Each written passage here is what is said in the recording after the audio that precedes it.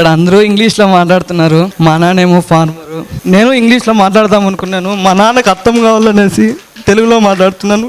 Education, teachers, employees అందరూ ఉన్నారు. మా నాన్న ఫార్మర్.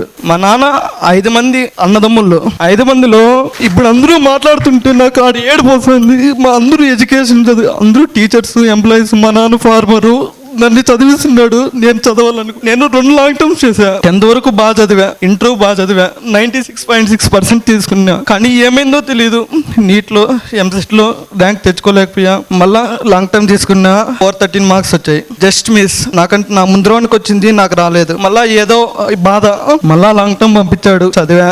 కానీ ఈసారి ఇంకా తక్కువ వచ్చే మార్క్స్. అంతా చీకటి అయిపోయింది. అప్పుడే నాకు ఏదో వెలుగులాగా ఈ మెడికో అబ్రాడ్ వాళ్ళు కనిపించారు. దాంట్లో ప్రియా మేడం గారికి చాలా కృతజ్ఞత చెప్పుకోవాలి. ఎందుకంటే ఏ టైంలో నేను ఫోన్ చేసినా, మార్నింగ్ 6, నైట్ 8, 10 మేడం నాకు కాల్ రిసీవ్ చేసి నాకు అన్నీ చెప్పారు. థ్యాంక్స్ మేడం, మీ వల్లే నేను ఎక్కువ ఇది మా నాన్నని చదివిస్తున్నాడు. ఫస్ట్లో మాట్లాడంటే నేను ఎమోషనల్ అయ్యేవాడిని కాదు. అందరూ మీరు ఎడ్యుకేషన్, అందరూ టీచర్స్, ఎంప్లాయీస్ అందరూ ఉన్నారు. కానీ మాది ఎక్కడో చివరి బార్డర్.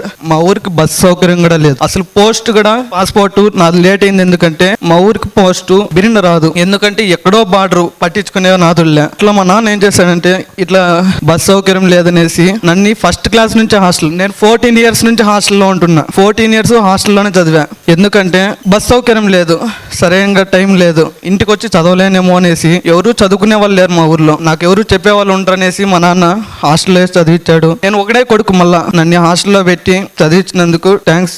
అందుకనేసి ఈ రోజు మీ అందరి ముందర మాట్లాడాలనుకున్నాను. ఇన్ని రోజులు, చాలా రోజులు, చాలా దగ్గర మీటింగ్లో నేను అక్కడ కూర్చొని ఎప్పుడో రోజు మాట్లాడాలా, మా నాన్న గురించి చెప్పాలా, మా అమ్మ గురించి చెప్పాలా.